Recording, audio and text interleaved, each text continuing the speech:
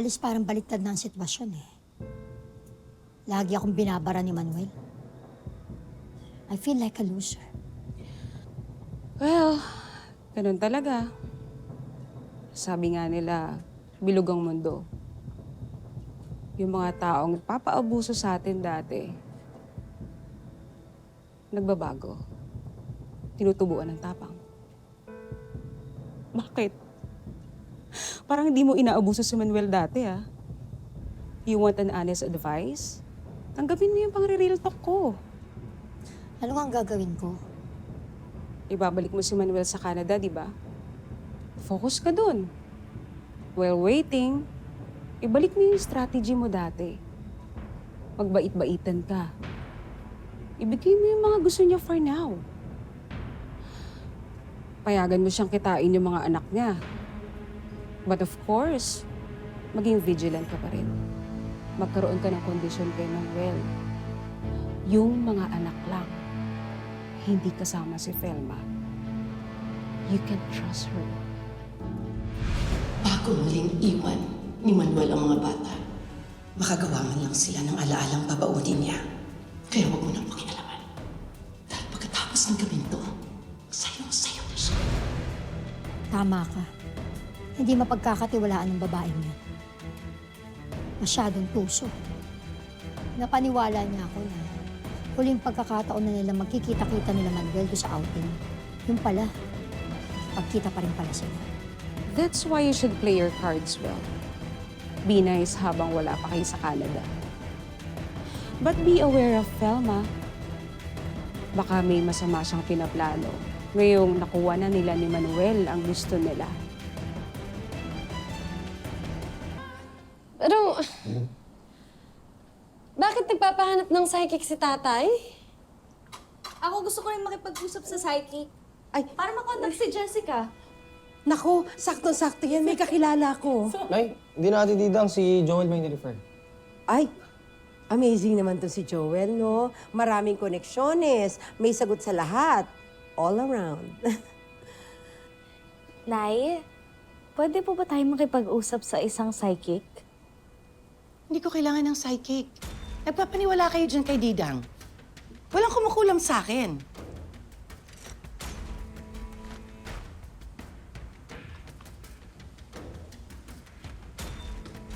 Ako na naman. Bakit sa kulam? Tsaka bakit ako? Hindi, ba't sa kanya? Nakikinig ba siya sa usap? Di ba si tatay pinag-uusapan? Nakikinig naman siya, naririnig naman niya tayo.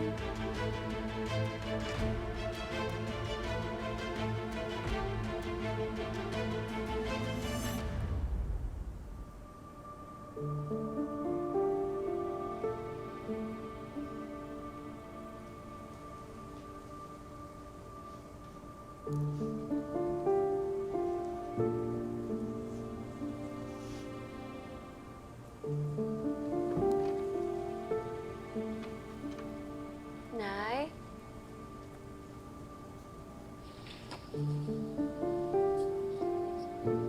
Nay, okay ka lang? Bakit mo naman naitanong yan? Kasi napapansin po namin parang may iba po sa inyo. These past few days kasi nakikita namin na paiba-iba ang mood niyo. Nagiging makakalimutin din po kayo. Tsaka, minsan natutulala kayo, Nay. Basta may iba po sa inyo eh. Kahit sa pagkain, parang wala ka. Hindi ako okay, anak. Nakukonsensya ako dahil nagsisinungaling tayo at may nililihim tayo kay Colleen.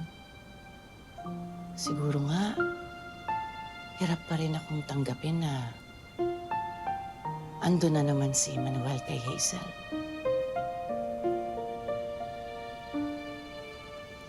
Pero huwag kang mag-alala. Nakayanan ko naman noon nung iniwan ako ni Manuel. Kakayanin ko ulit. Tsaka, nandiyan naman kayo eh. Sa inyo ako humuhugot ng lakas.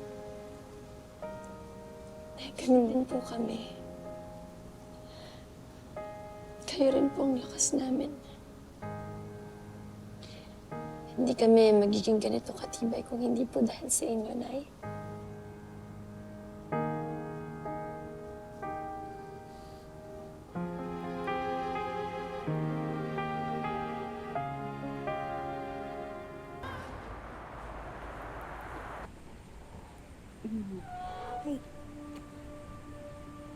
Alice, anong ginagawa mo rito? Wala si Hazel, umuwi ng probinsya. Alam ko. May emergency raw kay Hilda Nakunan. Kaya pinapunta niya ako rito. Pinapunta ka niya para bantayan ako. Akala niya tatakasan ko siya. Manuel, hindi. Ang gusto lang ni Hazel, may magbantay sa'yo habang wala siya. Kasi hindi ko kailangan na mag-aalaga sa akin. Chill. Pwede ba huwag na tayo magtalo? Bigyan mo na lang yung asawa mo. Saka hindi naman kita babantayan, no? Gusto ko lang matulog the whole day. Magandang araw po. Magandang araw, Manong Presi. Manuel, sino yan? Siya yung psychic na kakilala nung kaibigan ni Jeffrey. Ha? Ano? Kumuha ka ng espiritista? Are you out of your mind? Alice, hindi. Desperado lang akong gawin kahit na anong paraan para lang malaman ko kung ano yung sinasabi sa akin ni Jessica sa panaginip ko.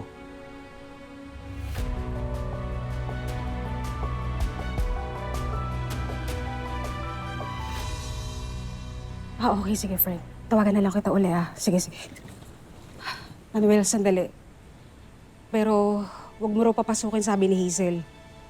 Hindi daw siya naniniwala sa mga ganyan. Pues ako naniniwala ako.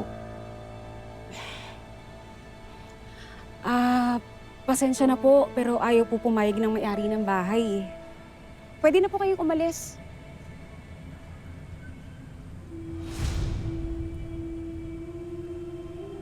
Marami kang alam.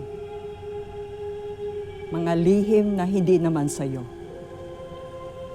May tinatago ka at kinukonsenti mo kahit hindi na tama. Dahil isa kang tapat na kaibigan. Tuloy na po kayo, Manong Presi. Ito po.